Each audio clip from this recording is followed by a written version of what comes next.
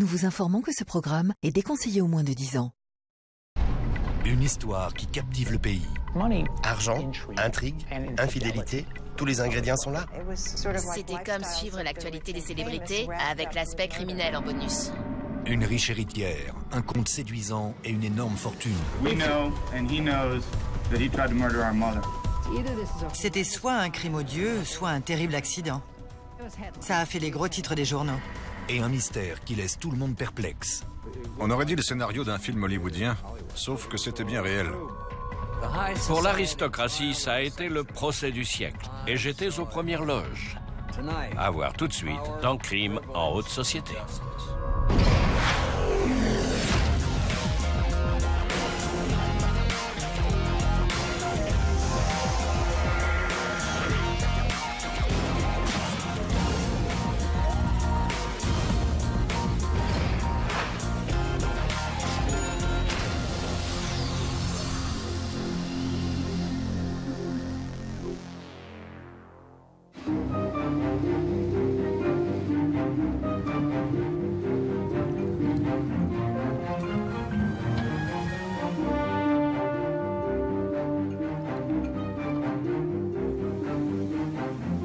« 21 décembre 1980.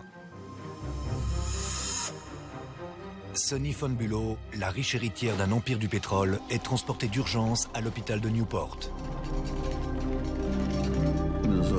Madame Von Bülow était immobile sur la civière et sa température corporelle était basse, presque glaciale.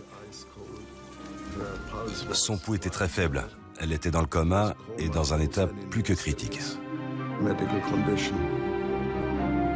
Les médecins découvrent des traces de sédatifs, mais en quantité insuffisante pour provoquer un coma. Si des barbituriques avaient été la cause de son état, on en aurait détecté une bien plus grande quantité. Mais un autre élément apparaît dans l'analyse toxicologique de la patiente. Madame Von Bülow avait une quantité considérable d'insuline dans son organisme.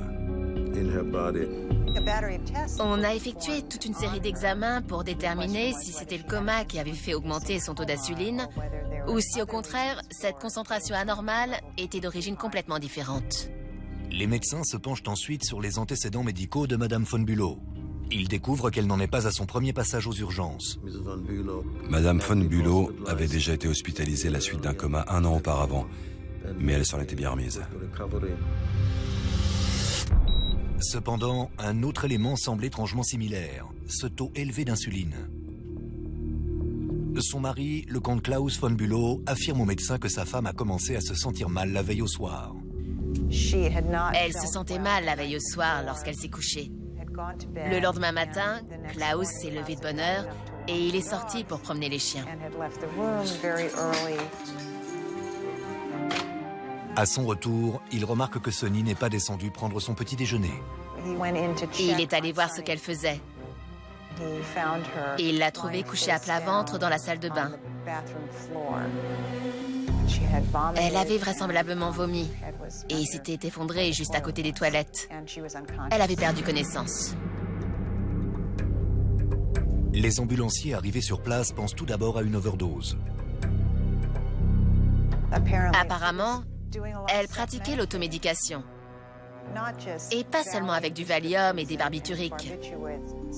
Elle prenait également énormément d'aspirine. Elle s'était donc concocté un véritable cocktail de médicaments. Mais quelques heures après son admission aux urgences, il est clair que cette fois-ci, il n'y aura pas de guérison miraculeuse. Je l'ai examinée à plusieurs reprises. Elle était dans un coma profond et prolongé. La probabilité qu'elle reprenne conscience était très faible. En une nuit, la vie de rêve de Sonny Von Bülow se transforme en cauchemar. Je me penche alors sur l'affaire dans un reportage pour le magazine Vanity Fair. Et je découvre bien vite que le mystère va bien plus loin que quiconque aurait pu l'imaginer. Sonny Von Bülow était une personne très discrète, qui avait beaucoup d'argent, mais qui était très insatisfaite de sa vie. L'argent ne lui avait jamais apporté le bonheur. Martha Sonny Crawford, fille de George Crawford, le magnat du pétrole, grandit dans un monde de privilèges et d'inimaginables richesses. Elle avait l'habitude d'être plus riche que les gens qui l'entouraient et n'en ressentait pas la moindre culpabilité. En revanche, ses habitudes étaient modestes. Le premier mariage de cette timide héritière avec un prince autrichien ne dure pas. Quelques mois à peine après son divorce, elle tombe amoureuse d'un aristocrate danois du nom de Klaus. But now let's watch a veteran take the run. This is Count Klaus Bülow of Denmark, donning heavy knee and elbow pads. Official in the tower gives the all clear. Bellybuster and away he goes. Klaus avait un charme fou et il était très raffiné. C'était un vrai séducteur. Son nom de naissance est Klaus Cecil Borberg.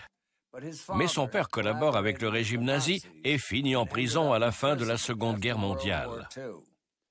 Klaus choisit donc de prendre le nom de jeune fille de sa mère, Bülow. Il se fait d'abord appeler de Bülow et modifie par la suite son nom en von Bülow. Il n'avait pas d'argent et sa mère non plus.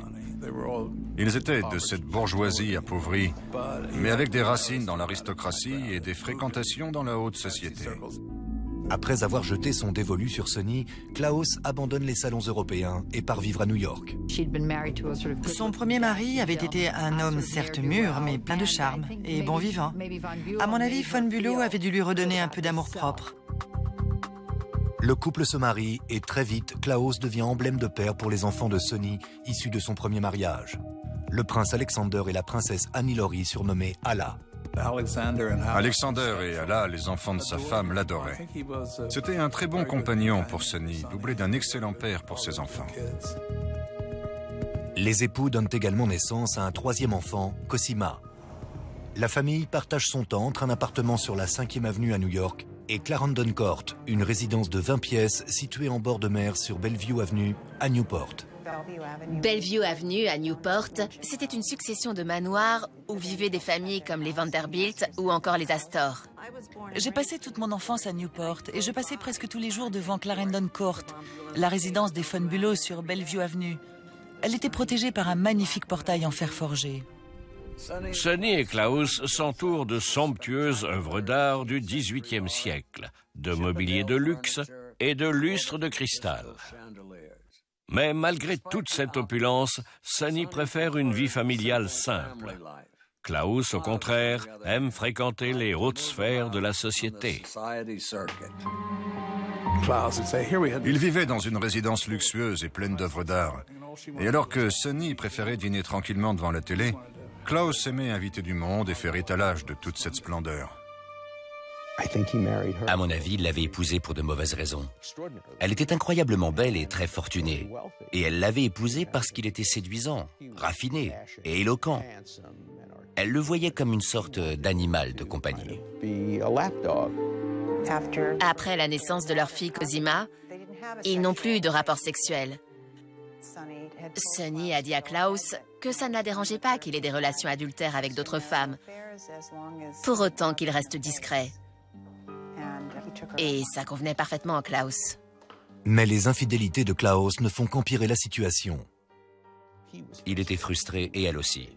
C'était un mariage qui n'aurait pas dû durer plus de 2 mois. Sonny von Bülow était très malheureuse. Il était évident qu'elle ne recevait pas d'amour véritable de la part de son mari et que son mariage était bâti sur le mensonge. Les von Bülow sauvent les apparences. Et comme les plus fortunés savent si bien le faire, ils dissimulent leurs problèmes derrière les somptueuses façades de leur résidence. Mais personne ne connaît mieux les secrets de la famille que le personnel de maison. Maria la Bonne avait toujours trouvé étranges les circonstances du premier coma de Madame von Bülow. Son premier coma remonte à décembre 1979. Maria l'a trouvé allongée sur son lit, gémissant et se plaignant de douleur. Klaus lui a alors dit de la laisser tranquille et qu'il lui fallait juste une bonne nuit de sommeil. Sonny est resté couché là pendant 8 heures et Klaus n'a rien fait pour l'aider. Ça va même plus loin. Quand elle lui a demandé d'appeler un médecin, il a dit non, pas de médecin. Lorsque Sonny se remet de son premier coma, la vie à Clarendon Court reprend son cours. Mais le taux élevé d'insuline reste inexpliqué. Quelques mois plus tard, Maria fait une découverte alarmante. Maria a trouvé un petit sac noir dans un placard parmi les affaires de Klaus. Lorsqu'elle examine son contenu, elle découvre plusieurs médicaments, y compris du Valium. Puis elle remarque autre chose. Et il y avait une fiole d'insuline. Personne dans la famille n'était diabétique ou en traitement nécessitant de l'insuline. Alors que faisait cette fiole dans les affaires de Klaus? Maria raconte sa découverte aux enfants de Sonny. Mais lorsque ceux-ci font part de leurs soupçons à leur mère, elle refuse d'y croire. Ses propres enfants, de même que Maria Schralhammer, ont énormément insisté sur leurs soupçons à l'égard de Klaus. Mais Sonny ne les a pas écoutés. Ça devait être très dur d'accepter que son mari avait peut-être essayé de la tuer, surtout qu'elle l'aimait sincèrement. Pendant des mois, l'histoire du petit sac noir et de son contenu est oubliée. Ils n'ont jamais raconté ça à qui que ce soit d'autre. Et ils pensaient que leur mère leur en aurait voulu, s'ils étaient allés parler à la police de ce genre de soupçons peu fondés. L'atmosphère de Clarendon Court devient aussi glaciale que les quais de Newport durant une tempête hivernale. Imaginez la scène du dîner en famille. L'homme à un bout de la table est soupçonné d'avoir essayé de tuer la femme assise à l'autre bout. Mais sans preuve, impossible de faire quoi que ce soit. Dans les mois qui suivent le premier coma inexpliqué de Sonny, ses enfants suspectent que leur beau-père, Klaus, pourrait y être pour quelque chose. Après le premier coma, tout s'est passé dans la plus grande discrétion. Malgré leurs soupçons, aucun membre de la famille n'est allé voir la police. Ils ne voulaient pas ébruiter la chose. Si tout ça n'était qu'une fausse alerte, ils auraient souillé le nom de leur beau-père et créé un scandale autour de leur propre famille. Puis, presque exactement un an après son premier coma, Sonny von Bülow est à nouveau transporté aux urgences. Comme la première fois, on mesure un taux élevé d'insuline dans son sang. Mais cette fois, la patiente ne se réveille pas. Alex et Alan ne parvenaient pas à s'expliquer l'état de leur mère. Et ils ont lancé une enquête privée pour découvrir ce qui s'était passé. Ils ont alors engagé Richard Q, un avocat de New York.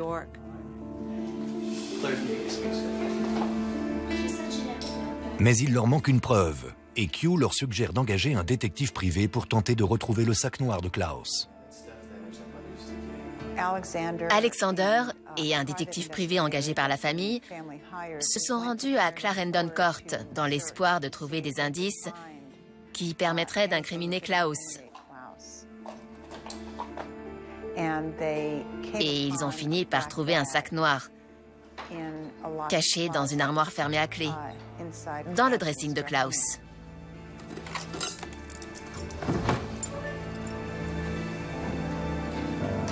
Aucune trace de la fiole d'insuline. Au lieu de cela, ils trouvent un objet encore plus inquiétant. Ils sont tombés sur divers médicaments et ce qui semblait être une seringue présentant des traces de substances. Lorsqu'ils font analyser la seringue, les terribles soupçons de la famille se confirment. Les enfants de Sonny ont fait analyser la seringue par un laboratoire californien et ils ont appris qu'il s'agissait bien de traces d'insuline. Alla et Alexander sont plus convaincus que jamais que ce qui est arrivé à leur mère est un acte criminel. Mais ils décident de prendre leur temps avant d'agir, car une fois l'affaire révélée au public, il sera impossible de faire marche arrière. Ils ont instinctivement voulu éviter toute publicité. Ce qui, à mon avis, est bien compréhensible, d'autant qu'ils n'avaient aucune certitude. Mais 3 mois s'écoulent et l'état de Sonny ne s'améliore pas. Les enfants von Auersperg décident de contacter la police d'État du Rhode Island. La culpabilité allait être très difficile à démontrer. Elle était basée uniquement sur des preuves indirectes. Personne n'avait vu Klaus von Bülow faire une piqûre à son épouse. À elle seule, la seringue ne suffit pas pour une inculpation. Mais ce genre d'éléments oblige les enquêteurs à se pencher sur la question. Ils s'entretiennent avec le comptable de Sonny qui leur confie que Klaus empocherait 14 millions de dollars si Sonny venait à mourir. Klaus n'avait pas de fortune personnelle. Il ne travaillait plus depuis son mariage avec Sonny von Bülow. Et même s'il était en mesure de se remettre à travailler comme avant, il aurait certainement dû renoncer au train de vie auquel il s'était habitué. Les enquêteurs découvrent alors ce qui pourrait bien être un autre mobile de taille pour Klaus. Avant le premier coma, il entretenait une relation avec une actrice de série télé, Alexandra Hiles, dont il était tombé amoureux. Je connais Alexandra Hiles, et je peux vous dire que c'est bien plus qu'une star de la télé. C'est la fille du comte von Moltke, un aristocrate danois et ami du grand-père de Klaus. Elle fréquente la même élite que les von Bülow, et Klaus s'éprend très vite d'elle. Je suis convaincu que son affection pour Alexandra Hiles était bien réelle. Il était fou amoureux d'elle. Avec ses nombreuses conquêtes amoureuses, Klaus y gagne sur les deux tableaux. Il fréquente des femmes à sa guise et profite de l'argent de son épouse. Mais les enquêteurs découvrent bientôt qu'Alexandra est différente. Alexandra voulait absolument se marier. Elle ne voulait pas tenir le rôle de l'autre femme. Elle ne voulait plus être sa maîtresse. Elle a donc donné un ultimatum à Klaus. Elle lui a demandé de quitter son épouse, sans quoi c'était elle qu'il quitterait. Ce n'était pas qu'une passade. Avant le deuxième coma, il l'avait demandé en mariage, alors qu'il était toujours marié à Sonny.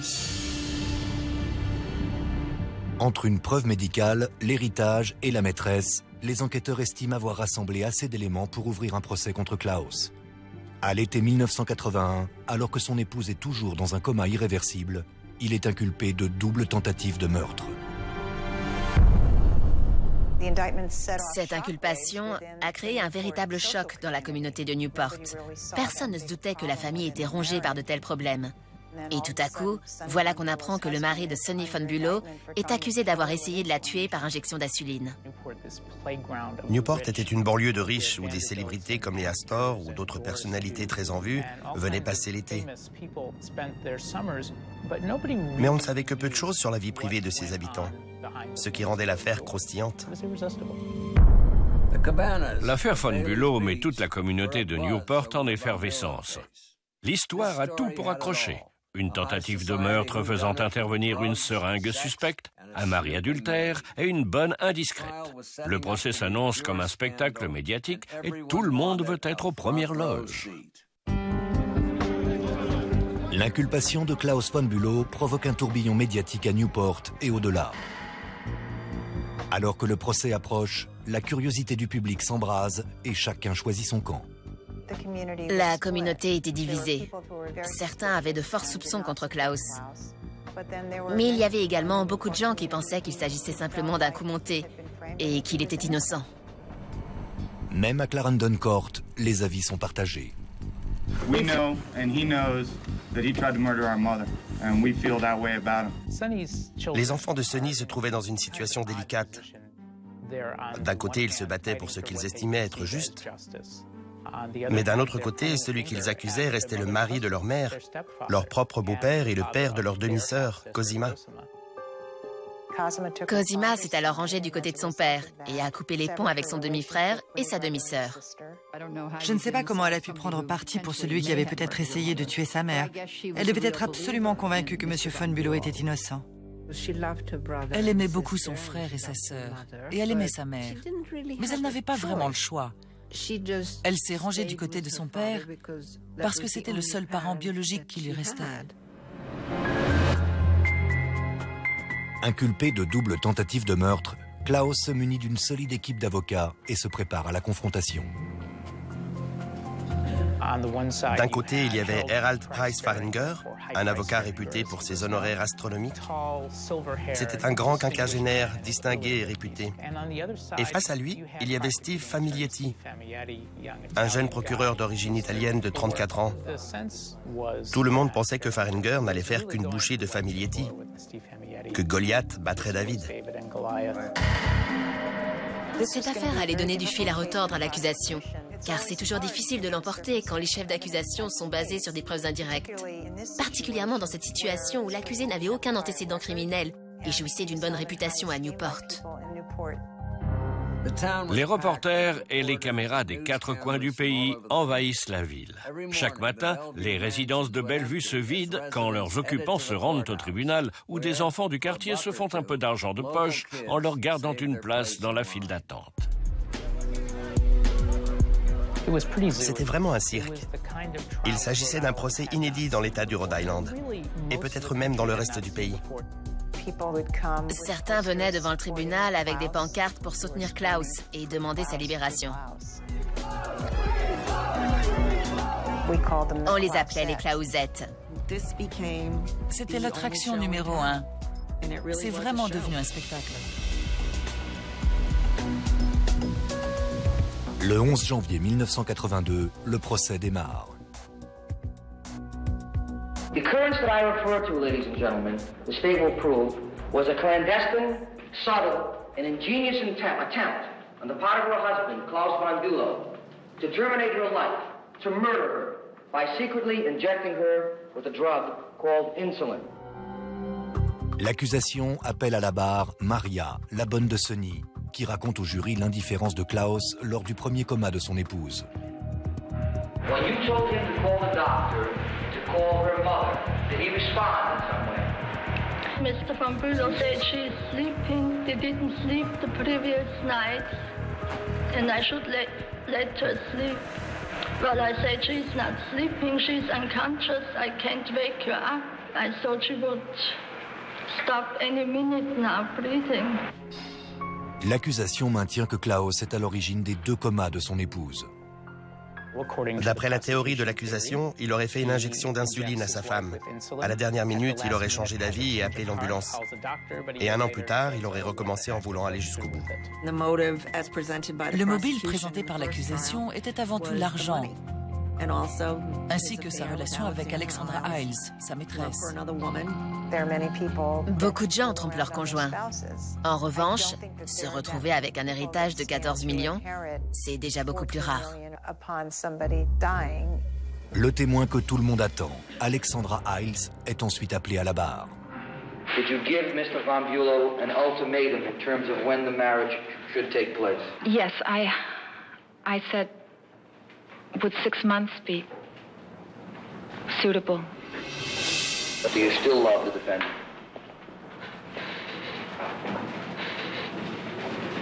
I don't know. Il voulait Alexandra, mais sans avoir à renoncer à sa fortune. La seule solution qu'il ait trouvée pour y parvenir, c'était de devenir veuf. Mais la défense affirme que ce n'est pas Klaus qui était au bout du rouleau, mais Sonny. La défense a dépeint Sonny von Bülow comme une femme extrêmement riche, excessive et gâtée. On a prétendu qu'elle avait été emportée dans une spirale autodestructrice et qu'elle s'était infligé ça elle-même. Ce qui m'a frappé, c'est que son propre médecin a non seulement confirmé lui avoir prescrit du Valium et des barbituriques, mais qu'en plus, elle prenait une quantité considérable de laxatifs chaque semaine, sans doute pour contrôler son poids. Apparemment, Sonny connaît encore d'autres moyens de rester mince. Et lors des derniers jours d'audience, la défense produit un témoin pour le prouver. Joy O'Neill a été le témoin surprise du procès. Elle était professeure d'aérobic à New York. She said to me, what you probably need is a shot of insulin. This way you could at least eat anything you want and have sweets and everything. La révélation de la professeure d'aérobic secoue tout l'auditoire. Le doute se porte dès lors sur la victime. Klaus occupe peut-être la place de l'accusé, mais c'est à présent son épouse comateuse qui est jugée. Alors que le procès de Klaus von Bülow atteint son apogée, la défense lâche une véritable bombe en déclarant que Sonny se serait injecté l'insuline elle-même. Joy O'Neill a affirmé que Mme von Bülow lui avait dit qu'une injection d'insuline permettait d'éviter de prendre du poids. Ce nouvel élément a fait sensation. C'était fascinant. On se demandait tous ce qui allait se passer ensuite. Est-ce qu'il serait acquitté, condamné? C'était un vrai mystère. La question se résumait à savoir si Klaus avait fait l'injection ou si Sonny se l'était faite toute seule. L'accusation avait l'avantage, et le sentiment général était que Klaus était probablement coupable. Mais d'un autre côté, il avait encore des supporters qui scandaient son nom dans la rue. Il faut 6 jours au jury pour rendre son verdict.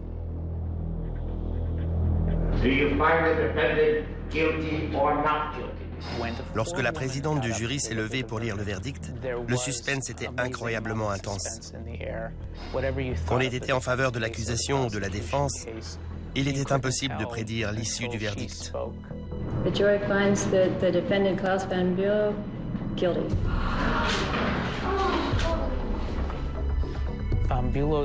Von Bülow a alors légèrement rougi, mais il est resté impassible. C'était un dénouement qui a surpris tout le monde.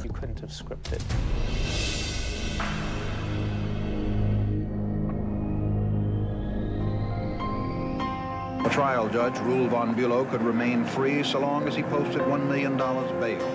His wife remains comatose in a New York hospital with what doctors say is no chance of recovery. On pourrait s'attendre à ce que Klaus Von Bülow se terre dans l'appartement de Sonny sur la 5e avenue. Au lieu de cela, il devient le criminel le plus populaire de Manhattan. Lorsque je le croise à New York à cette époque-là, il ne donne absolument pas l'impression de quelqu'un qui encourt 30 ans d'emprisonnement.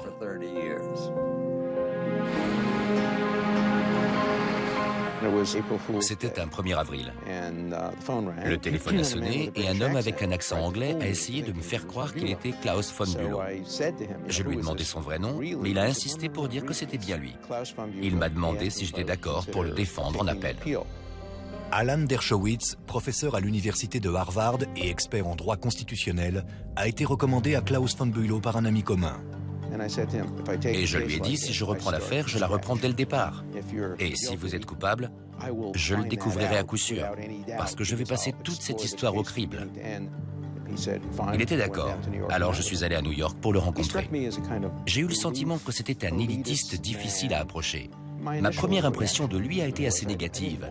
Il faut dire que c'est le cas de la plupart de mes clients.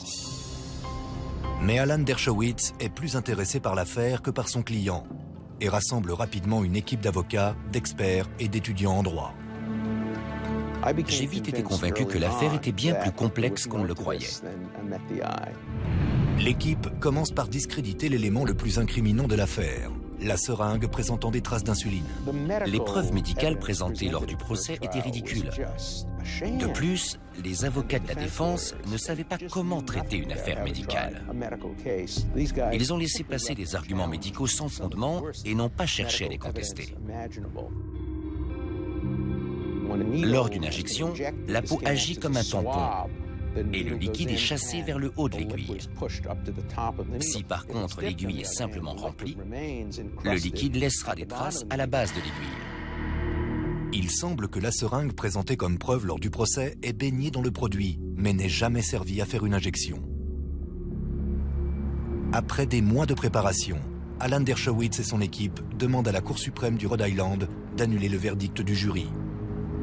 We ask this court to reverse this conviction.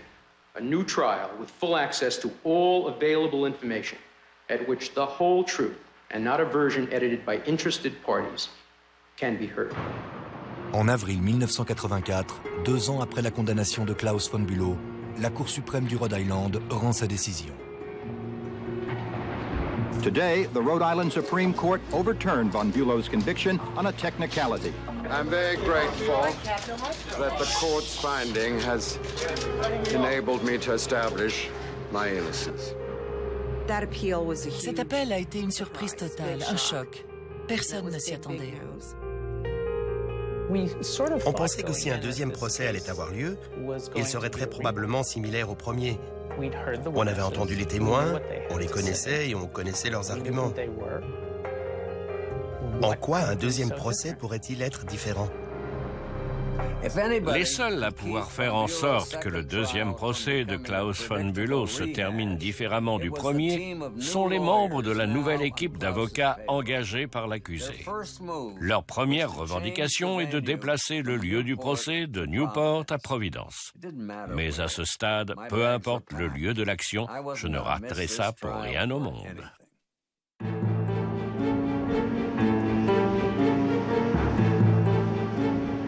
5 ans et demi après que la riche Sonny von Bülow a sombré dans un profond coma, son mari fait face à un deuxième procès pour tentative de meurtre. Sa liaison avec Alexandra Hiles s'est terminée, mais le comte inculpé est malgré tout en bonne compagnie. Après le premier procès, il a élu domicile dans l'appartement new-yorkais de son épouse, en compagnie de sa nouvelle maîtresse. Andrea Reynolds se fondait très bien dans la distribution de cette histoire à rebondissement. Sa coiffure, ses bijoux, c'était un personnage très tape à l'œil. Et ils vivaient la belle vie dans cet incroyable appartement, sur la 5e avenue. L'appartement appartenait à Sonny, mais ça n'avait pas empêché Andrea de devenir la maîtresse des lieux. J'ai apporté à l'endroit un peu de chaleur, ce qui n'était pas le cas avant. J'ai emménagé dans ce qui était l'appartement de son épouse, ce qui était peut-être une erreur. Mais mon cœur et ma raison me disaient que Klaus n'était pas coupable de ce dont on l'accusait. Plus tard, lors du procès, je me rends à une réception organisée par Klaus et Andrea dans l'appartement de Sonny. Le tout est agrémenté de serviteurs en gants blancs. La réception est somptueuse mais dérangeante. Les invités y dînent avec la porcelaine et les verres en cristal de Sonny alors qu'elle est toujours plongée dans un profond coma. Je soupçonne même Andrea de porter les bijoux de Sonny. Andrea m'invite alors à la suivre dans la chambre à coucher où elle me montre ses propres bijoux et m'assure qu'ils ont autant de valeur que ceux de Sonny. Le deuxième procès a été très différent. Le premier procès avait fait sensation à Newport, mais ça n'était rien comparé à celui-ci. C'était la première fois que CNN couvrait un procès du début à la fin. Je ne m'attendais absolument pas à ce que les médias se déchaînent à ce point. Ils pondaient des articles au moindre prétexte, surtout et n'importe quoi. Ah, vous portez une bague. Est-ce Klaus qui vous l'a offerte? Non, c'est un cadeau de ma mère. L'affaire von Bülow était un véritable événement mondain, sauf que c'était à la puissance 10. Les plus grands magazines en parlaient. L'équipe de choc de von Bülow commence par repenser totalement l'affaire. La défense a cette fois présenté l'accusé comme étant un personnage attachant et un bon père. Sa garde-robe était passée des costumes rigides à des vestons de tweed. Il avait l'air beaucoup plus expressif et souriant.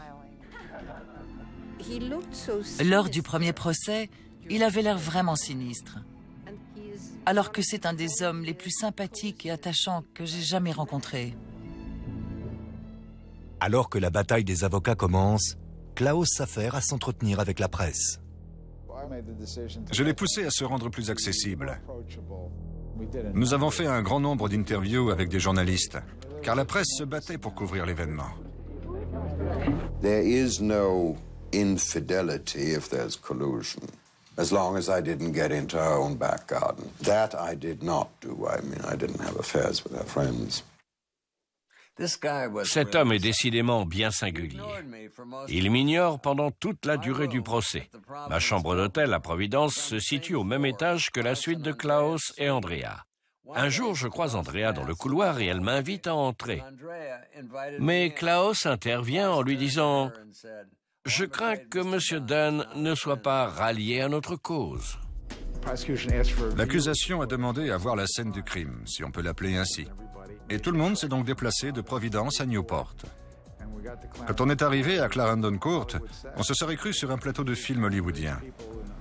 Il y avait une armée de caméras et du personnel monté sur des grues par centaines qui observaient le moindre va-et-vient. Klaus ne s'était pas rendu à Clarendon Court depuis plusieurs années.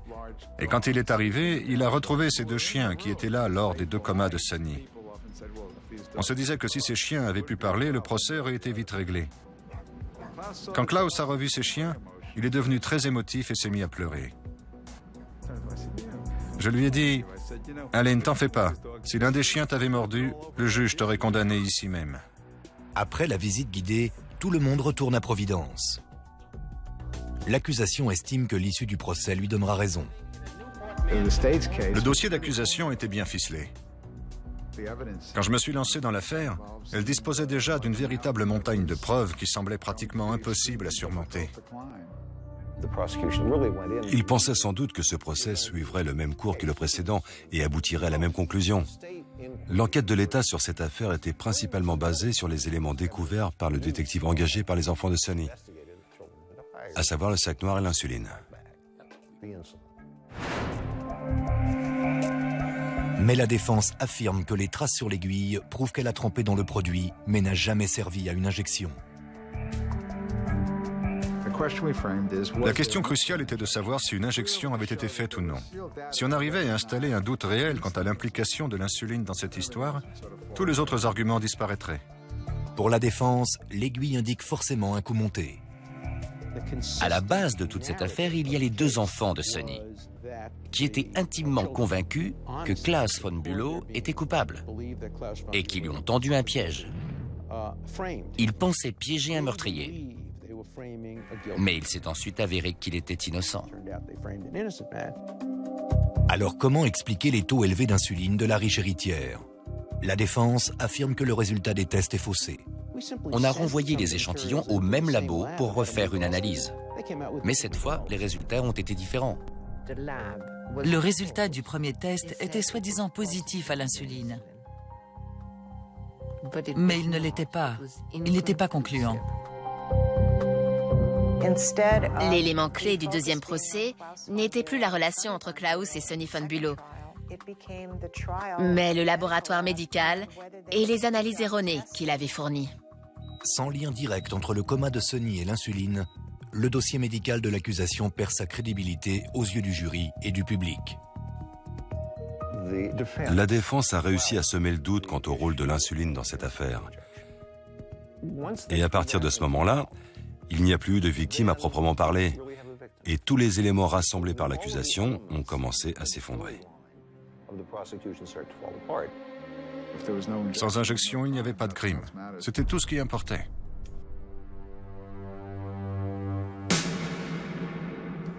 D'habitude, je ressens du dégoût pour les avocats de la défense. Mais Tom Puccio est un virtuose du métier et un homme honnête. La défense de Klaus et son équipe d'experts démontent littéralement le dossier de l'accusation. Mais il lui reste une carte à jouer. La belle et envoûtante Alexandra Hiles.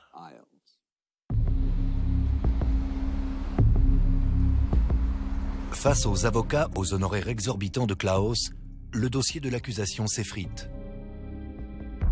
Son dernier espoir est l'ancienne maîtresse de Klaus, Alexandra Hiles. L'accusation la voyait comme son joker. Lors du premier procès, l'intervention d'Alexandra Hiles avait été contre-productive pour lui, parce qu'il était évident qu'elle était de son côté et qu'elle essayait de le couvrir. Dans ce genre de cas, le jury pense que l'accusé a des choses à cacher et qu'il est coupable. Mais la belle maîtresse refuse de se retrouver face à son ancien amant. Elle était partie en Europe et n'avait aucune envie de revenir témoigner. L'accusation a remué ciel et terre pour la convaincre. Lorsque le procureur échoue, les enfants de Sonny interviennent. We are appealing to you on behalf of our mother. We recognize that coming forward the last time was an act of courage on your part. We respected you then for what you did, and we ask that you summon the same courage again. Dans les derniers jours d'audience, Alexandra Hiles refait soudainement surface. Elle a fait une entrée en scène dramatique de dernière minute. Elle est arrivée au tout dernier moment, quand l'accusation s'apprêtait à fermer le dossier. Et cette fois, elle avait plus à raconter. He watched her, knowing that she was in a bad way. And finally, when she was on the point of dying, he said that he couldn't go through with it. And you certainly didn't believe that he intentionally tried to harm his wife in December of 1979, or you wouldn't have continued to associate with him. Isn't that true? Have you ever been in love? I doubt it, but you do some crazy things. Alexandra Hiles est le témoin qui a fait la plus forte impression lors du procès. Après son témoignage, Andrea Reynolds se tourne vers la presse et sort les griffes, accusant l'ancienne maîtresse de tous les torts possibles. Le procès prend une tournure de plus en plus sordide. Tout le monde savait que Klaus von Bülow avait des relations extra-conjugales et que sa vie de couple avec Sonny était loin d'être parfaite. La question était de savoir si l'injection d'insuline avait été ou non à l'origine des deux comas. Après 12 heures de délibération, le jury impassible revient dans la salle pour rendre son verdict.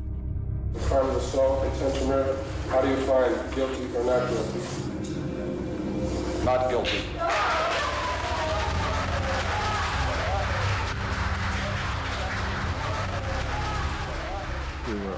Le verdict nous a enchantés. C'était la première fois depuis notre rencontre que Klaus était un homme libre.